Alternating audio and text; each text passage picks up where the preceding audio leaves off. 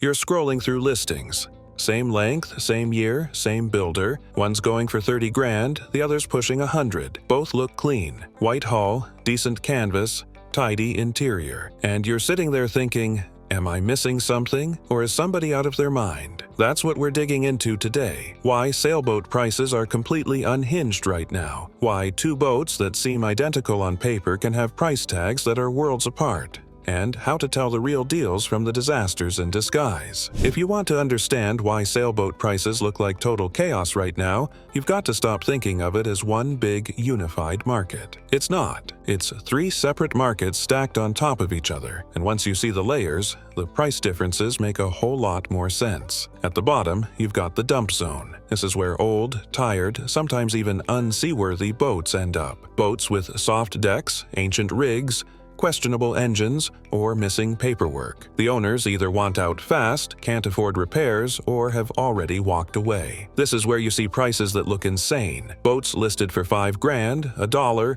or even free to good home. Sometimes these are diamonds in the rough. Other times, they're financial sinkholes dressed up with a fresh coat of bottom paint. These boats live outside the normal buyer-seller loop. You're not getting bank financing or insurance, and you'll need to be either handy or brave, or both. Next up is the middle market. This is where most regular sailors shop and sell. Think 30 to 45-foot production cruisers from the late 1990s to early 2000s. Catalinas, Beneteaus, Hunters, Bavarias, Genios. Boats that are still insurable, often survey well, and can be financed if they're in decent shape. Prices here have softened a bit, especially after the pandemic spike, but it's still a real market. Boats are selling, just more slowly and with more negotiation. This is where most people are still doing the math on loans, insurance premiums, refit budgets, and mooring costs. The listings here usually reflect some attempt at market reality, even if there's a little dreaming in the numbers. And then, at the top, you've got the prestige market. These are your blue water thoroughbreds, rare performance cruisers, and late-model yachts with every upgrade imaginable. Boats like Hallberg Rassus, oysters, outbounds, and high-end catamarans. The buyers here are often cash-rich, experienced, and picky. They know what they want and they'll pay for it, but only if the boat's turnkey and has the right pedigree. Prices in this tier haven't dropped much because there's always a smaller, wealthier buyer pool that's ready to jump when the right boat shows up. These boats don't live on the regular listings page for long. The confusion comes when these three layers overlap in your search results. You'll see a tired 40-foot cruiser for 15 grand, a mid-market twin for 60, and a freshly refit gem at 100, and think, what the hell is going on? But when you understand that these boats are playing in totally different leagues, the numbers stop looking random. They start looking like signals. And if you're shopping, knowing which market you're actually in and which market each listing belongs to is your first step to not getting burned. During the pandemic, the dream of boat life hit like a tidal wave. Lockdowns, travel bans, and remote work had people reevaluating everything. Suddenly, the idea of casting off lines and sailing away felt more than romantic. It felt possible. For thousands, the boat became the ticket to freedom, escape, or even survival, and the market responded with chaos. Prices soared. Listings vanished within days. People were buying sight unseen. Brokers were overwhelmed. If you had a decent boat to sell in 2020 or 2021, you could name your price and usually get it. The demand was that high. Even charter companies were dumping older inventory straight into a seller's market and cashing out with record profits. But that wave? It's over. And now we're dealing with the fallout. Pandemic regret colliding head-on with 2025 market reality. A big chunk of those dream-chasing buyers are now disillusioned. The boat didn't solve their problems. The freedom they imagined turned into marina bills, insurance headaches, and endless maintenance. For some, life simply shifted back. Kids in school, jobs calling them home, or health issues making the live-aboard life harder than expected. And for others, the fantasy just didn't match the reality. Boats are work, constant work, and expensive work at that. So now, those same owners are trying to sell, but there's a catch. They bought at the peak. They overpaid. sometimes by tens of thousands, and they financed at low rates, so they're sitting on loans that don't match the boat's current value. Dropping the price to match today's market, that means taking a bath, maybe even writing a check at closing just to clear the loan. So many don't drop the price. They list high, they wait, they hope, and the boat just sits. This is how we end up with nearly identical listings from the same year, same model, wildly different prices. One seller bought low, used the boat, and is ready to move on. The other is trying to escape a financial mistake without facing the music. From the outside,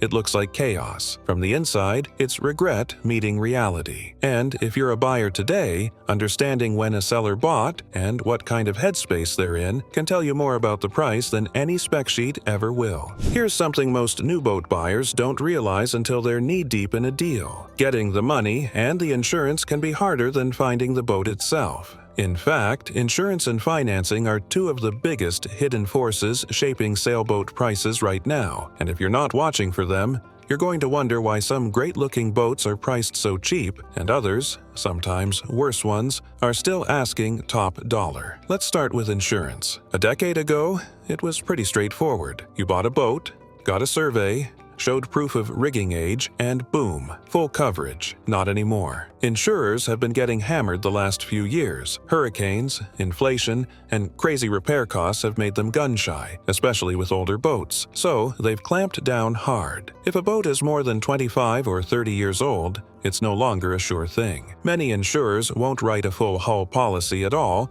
unless the boat passes a brutally clean survey, has updated rigging, and lives outside high-risk zones. In some areas, think South Florida, Gulf Coast, parts of the Caribbean, older boats are basically uninsurable unless you have a perfect setup or a very friendly underwriter. Even then, you might only get liability coverage, not hull, and if you can't get insurance, well, most marinas won't let you in, and banks won't touch the loan. Which brings us to financing. Marine loans used to be cheap money, 3 or 4% interest, easy to carry. Now, it's not uncommon to see rates at 7, 8, even 10%, depending on your credit and the region. That might not sound like a big jump, but it completely changes what a buyer can afford. A buyer who could finance a $100,000 boat 2 years ago might now only qualify for $70,000 with the same monthly payment. So, what happens? The pool of buyers who can finance boats shrinks. They all get pushed down into a lower price tier. At the same time, cash buyers, the folks who don't need insurance or financing, have more options and more leverage. They're the ones scooping up solid older boats at deep discounts. Meanwhile, any boat that needs to be financed or needs full insurance has to check a lot more boxes to attract attention. This is why some older, seemingly well-kept boats are being listed for shockingly low prices. They've fallen off the insurance cliff and aren't financeable. The market they can sell to has shrunk to a narrow slice of buyers who are paying cash, storing privately, and maybe even self-insuring. It's not that the boats are worthless, it's that they're no longer part of the mainstream market. And if you're shopping today, you've got to ask yourself, will this boat actually qualify for the coverage or loan I need? If not, you're in a different market entirely, and the prices reflect that. If you've ever browsed 2 sailboats with the same year, length, and model, and wondered how one is $40,000 more than the other, you've probably run into the refit and layout trap. First up, refits. Sellers love to talk about how much they've invested in upgrades. New sails, new rigging, new electronics, a rebuilt engine, fresh canvas, shiny hull paint, lithium batteries, you name it. And those upgrades do matter. They can make a boat safer, more enjoyable, and easier to sell. But here's the reality most owners don't want to admit. Buyers don't pay dollar for your upgrades. You drop $50,000 into a boat,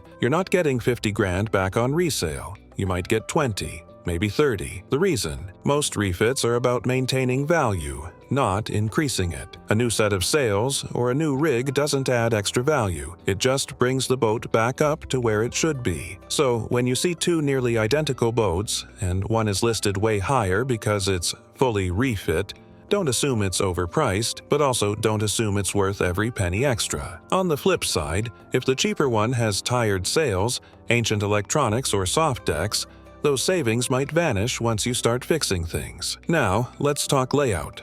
a sneaky price factor that can make or break a deal. Some production boats come in multiple versions: 2-cabin owner layouts, 3 or 4 cabin charter setups, 1 head or 2, U-shaped galleys versus linear galleys. The hull might be the same, but the interior changes everything. A couple looking to cruise long-term wants space, storage, and comfort. They'll pay a premium for an owner's layout with a big aft cabin and extra galley space. A family or charter operator might want more berths, even if it means tight quarters. The market agrees. Owner versions, especially in catamarans, often command a huge premium. Same goes for boats with private use history versus ex-charter boats. Even if both boats are clean, that charter label brings a discount. Not because they're junk, but because they've had hard miles and many hands on the gear. So when you see big price spreads, ask yourself, is this layout more desirable? Was this boat babied or beaten? Are we looking at a fully refit vessel or a project with a price that reflects the upcoming bills? Because most of the time, it's not just the specs on paper. It's what's inside the hull and behind the listing photos that tells the real story. There's a certain kind of boat listing that just won't die. You scroll past it week after week, maybe even year after year. Same model, same photos, same asking price frozen in time, like the seller hasn't looked around at the rest of the market since the pandemic boom. That's what we call a zombie listing. It's not really alive because no serious buyer is biting, but it's not dead either because the owner refuses to let it go. Zombie listings are usually boats where the seller is emotionally attached, not just to the boat, but to the number they've got in their head. Maybe they bought it in 2021 at the top of the market. Maybe they sunk a fortune into upgrades and now expect to get that money back, dollar for dollar. Or maybe they're just basing their price on what they think the boat is worth, not what the market's actually doing. The problem is, none of that matters to buyers in 2025. These days, buyers are cautious. They've seen how soft the market's become. They're dealing with tougher loan terms, stricter insurance, rising mortgage fees, and inflation squeezing every other part of life. They're not throwing money at boats just because the seller has a long list of extras or thinks theirs is the cleanest one on the market. So the listing sits, it ages, and people notice. It becomes background noise on Yacht World, Facebook, Craigslist, wherever it's posted. Sometimes the seller changes brokers, sometimes the headline gets a refresh, but the price doesn't move. Or it moves by $5,000 after a year and the boat's still laughably overpriced. Every now and then, someone new to the market stumbles across it and thinks they've found a deal, but it only takes a few questions, maybe a visit, and they realize why it's been sitting. The boat has issues. Or it's just plain overpriced, or the seller refuses to negotiate. Whatever the reason, the boat goes back to drifting in listing purgatory. The danger with zombie listings isn't just that they waste your time, it's that they distort your sense of what boats are actually worth. They clog up the search results and make the whole market feel more expensive than it really is. But behind the scenes, the real action is happening elsewhere, between buyers and sellers who are tuned into reality and ready to make a deal. Don't chase zombies, let them rot. So yeah, if the sailboat market feels like a mess right now, it's because it is. But it's not random. Once you peel back the layers, understand the 3 different markets, the post-pandemic baggage, the insurance walls, the financing squeeze, the real meaning behind a refit, and all those dead listings drifting around like ghosts, it starts to make sense. If you're shopping for a boat, this is your edge. Most folks scroll listings and just get overwhelmed. But now you've got the map. You know where the traps are, where the stories hide, and how to spot when a seller's clinging to a fantasy. The truth, there are good boats out there. Great deals, too. But finding them takes more than just a saved search and a lucky click. It takes paying attention to the stuff no one puts in the listing. The why behind the price, the story behind the boat, and whether that number actually lives in the real world. If this breakdown helped you cut through the noise, hit subscribe, drop a comment, and let me know what kind of boats you're looking at. I read every one, and stick around, because the next deep dive's already brewing, and I promise you we're just getting warmed up. Fair winds, steady hands, and don't feed the zombies. See you next time.